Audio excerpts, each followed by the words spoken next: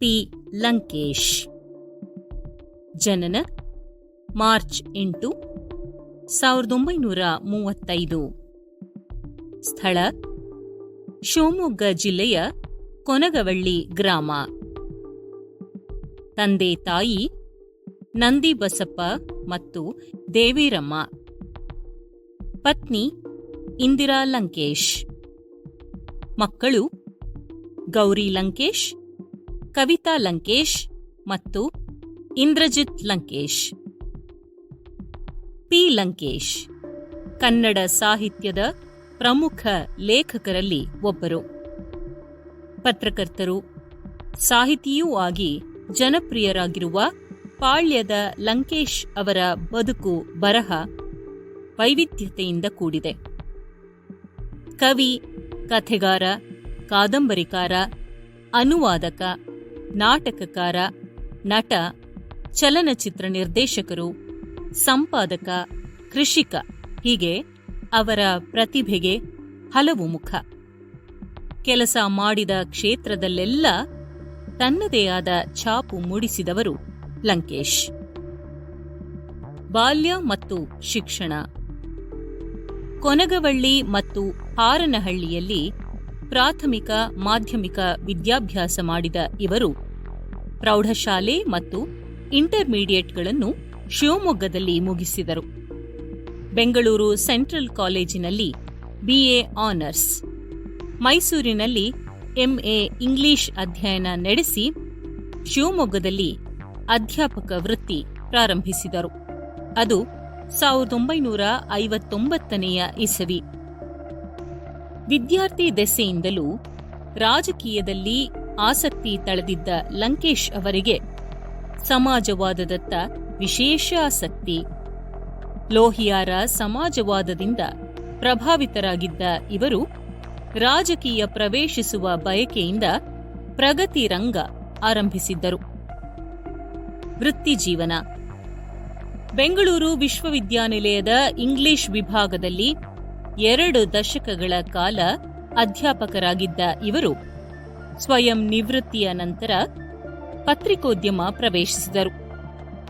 ಲಂಕೇಶ್ ಪತ್ರಿಕೆಯ ಹರಿತ ಬರಹಗಳ ಮೂಲಕ ಕನ್ನಡ ಜಾಣ ಜಾಣೆಯರಿಗೆಲ್ಲ ಪರಿಚಿತರಾದರು. ಸಾಧನೆ. ಪಿ. ಲಂಕೇಶ್ 2 ದಶಕಗಳ ಕಾಲ ಕನ್ನಡ ಮನಸ್ಸುಗಳನ್ನು ಪ್ರಸ್ತಾವಿಸಿದರು. ರಚಿಸಿದ ಕೃತಿಗಳು: ಇವರು ಬರೆದ ಮೊದಲ ಕಥೆ ವಾಮನ, ಅದು 1958ರಲ್ಲಿ ಪ್ರಕಟವಾಯಿತು. ಕಥಾ ಸಂಗ್ರಹ: ಕೆರೆಯ ನೀರನ್ನು ಕೆರೆಗೆ ಚೆಲ್ಲಿ 1963ರಲ್ಲಿ ಪ್ರಕಟಗೊಂಡ ಕೃತಿ.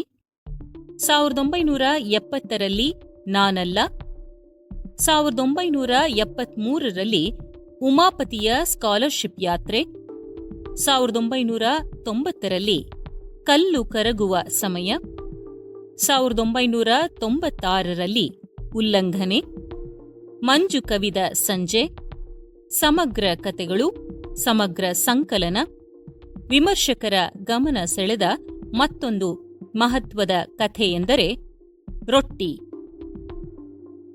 ಕಾದಂಬರಿಗಳು. 1967ರಲ್ಲಿ ಬಿರುಕು ಕಾದಂಬರಿ ಪ್ರಕಟವಾಯಿತು. 1978ರಲ್ಲಿ ಮುಸ್ಸಂಜೆಯ ಕಥಾಪ್ರಸಂಗ, 1991ರಲ್ಲಿ ಅಕ್ಕ ಕಾದಂಬರಿಯನ್ನು ರಚಿಸಿದರು.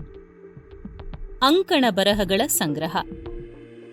1970ರಲ್ಲಿ ಪ್ರಸ್ತುತ, 1975ರಲ್ಲಿ ಕಂಡದ್ದು ಕಂಡ ಹಾಗೆ, ಟೀಕೆ ಟಿಪ್ಪಣಿ, 2008ರಲ್ಲಿ ರೂಪಕ ಲೇಖಕರು, ಅದೇ ವರ್ಷ ಸಾಹಿತಿ ಸಾಹಿತ್ಯ ವಿಮರ್ಶೆ, 2009ರಲ್ಲಿ ಮರೆಯುವ ಮುನ್ನ ಸಂಗ್ರಹಗಳು, 2009ರಲ್ಲಿ ಈ ನರಕ ಈ ಪುಲಕ, 2010ರಲ್ಲಿ ಮನಕೆ ಕಾರಂಜಿಯ ಸ್ಪರ್ಶ ಮುಂತಾದವು.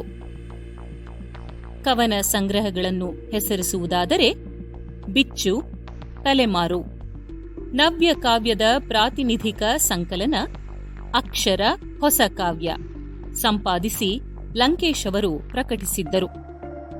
ಫ್ರೆಂಚ್ ಕವಿ ಬೋದಿಲೇರನ್ ಕವಿತೆ ಪಾಪದ ಹೂಗಳು ಲಂಕೇಶ್ ಅನುವಾದಿಸಿರುವ ಮಹತ್ವದ ಸಂಕಲನ. ಇನ್ನು ನಾಟಕಗಳು. 1973ರಲ್ಲಿ ಬಿರುಕು ನಾಟಕ, ಈಡಿಪಸ್ ಮತ್ತು ಅಂತಿಗೊನೆ, ಗುಣಮುಖ, ನನ್ನ ತಂಗಿಗೊಂದು ಗಂಡು ಕೊಡಿ, ತೆರೆಗಳು, ಟಿ ಪ್ರಸನ್ನನ ಗೃಹಸ್ಥಾಶ್ರಮ, ಕ್ರಾಂತಿ ಬಂತು ಕ್ರಾಂತಿ. ಇನ್ನು 1971ರಲ್ಲಿ ಸಂಕ್ರಾಂತಿ. ಲಂಕೇಶ್ ಅವರು ರಂಗ ಪ್ರದರ್ಶನಕ್ಕಾಗಿ ಪ್ರತಿಮಾ ನಾಟಕರಂಗ ಎಂಬ ನಾಟಕ ತಂಡವನ್ನು ಕಟ್ಟಿದ್ದರು. ಚಲನಚಿತ್ರಗಳಲ್ಲಿ ನಿರ್ದೇಶಕರಾಗಿ ನಟರಾಗಿಯೂ ತೊಡಗಿಸಿಕೊಂಡ ಇವರು ಪಲ್ಲವಿ, ಅನುರೂಪ, ಎಲ್ಲಿಂದಲೋ ಬಂದವರು, ಖಂಡವಿದೆಕೋ ಮಾಂಸವಿದೆಕೋ ಅವರು ನಿರ್ದೇಶಿಸಿರುವ ಚಿತ್ರಗಳು. ಪತ್ರಿಕೆ ಪ್ರಕಾಶನದ ಮೂಲಕ ಕನ್ನಡದ ಮಹತ್ವದ ಕೃತಿಗಳನ್ನು ಲಂಕೇಶ್ ಪ್ರಕಟಿಸಿದ್ದಾರೆ. ಅದಕ್ಕೂ ಮುನ್ನ ತರುಣ ಲೇಖಕರ ಪ್ರಕಾಶನದಲ್ಲಿ ಮಿತ್ರರ ಅನೇಕ ಕೃತಿಗಳನ್ನು ಪ್ರಕಟಿಸಿದ್ದರು. ಲಂಕೇಶ್ ಪತ್ರಿಕೆ ಕನ್ನಡದ ಪತ್ರಿಕೋದ್ಯಮದಲ್ಲಿ ಕ್ರಾಂತಿ ಮೂಡಿಸಿದ ಪತ್ರಿಕೆಗಳಲ್ಲೊಂದು ಇದು. ಜಾಣ ಜಾಣೆಯರ ಪತ್ರಿಕೆ ಎಂಬುದು ಈ ಪತ್ರಿಕೆಯ ಮುಖಪುಟದಲ್ಲಿನ ತಲೆಬರಹ. ಜುಲೈ 6, 1980ರಲ್ಲಿ ಬಸವನಗುಡಿಯ ಗೋವಿಂದಪ್ಪ ರಸ್ತೆಯಲ್ಲಿ ಶುರುವಾದ ಲಂಕೇಶ್ ಪತ್ರಿಕೆ 10 ವರ್ಷಗಳ ಅಂತರದಲ್ಲಿ ನಾಡಿನ ಜನರ ಪ್ರೀತಿಗೆ ಪಾತ್ರವಾಗಿತ್ತು. ಭಿನ್ನ ಬಗೆಯ ಆಯ್ಕೆ, ಅಭಿರುಚಿ ಮತ್ತು ಬರಹದಿಂದಾಗಿ ಅತ್ಯಧಿಕ ಪ್ರಸಾರವುಳ್ಳ ಪತ್ರಿಕೆಯಾಗಿ ಹೊರಹೊಮ್ಮಿತ್ತು.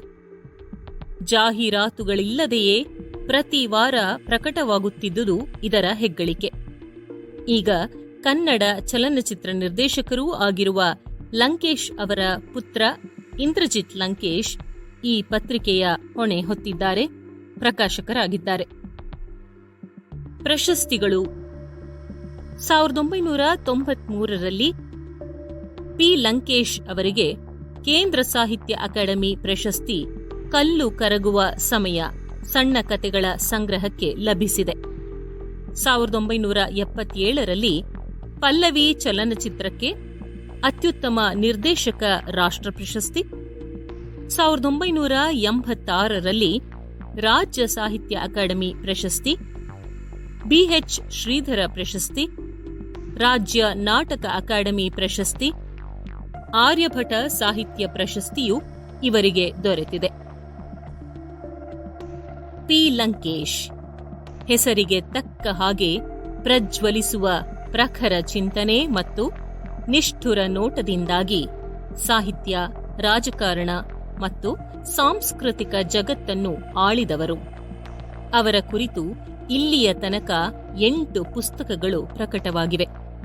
ಸಾಹಿತ್ಯದಲ್ಲಿ ಆಳವಾಗಿ ತೊಡಗಿಕೊಂಡು ಕನ್ನಡ ಸಾಹಿತ್ಯದ ಇತಿಹಾಸದಲ್ಲಿ ಮಹತ್ವದ ಲೇಖಕರಾಗಿ, ಪ್ರಸಿದ್ಧ ಪತ್ರಕರ್ತರಾಗಿ ಮಿಂಚಿದವರು ಪಿ. ಲಂಕೇಶ್. 2000 ಜನವರಿ 25ರಂದು ಇವರು ಇಹಲೋಕ ತ್ಯಜಿಸಿದರು. ಲಂಕೇಶ್ ಅವರ ಸಿನಿಮಾ ಸಾಹಸಗಳು, ರೈತನಾಗುವ ಹಪಹಪಿ, ಸೂಕ್ಷ್ಮ ಸಂವೇದನೆಗಳು, ಬಂಡಾಯದ ಪತ್ರಿಕೋದ್ಯಮ, ಒಟ್ಟಿನಲ್ಲಿ ಅವರ ಪರಿಪೂರ್ಣ ಬದುಕು ಆತ್ಮಕಥನವಾಗಿ ಹುಳಿಮಾವಿನ ಮರದಲ್ಲಿ ಅಡಕವಾಗಿದೆ.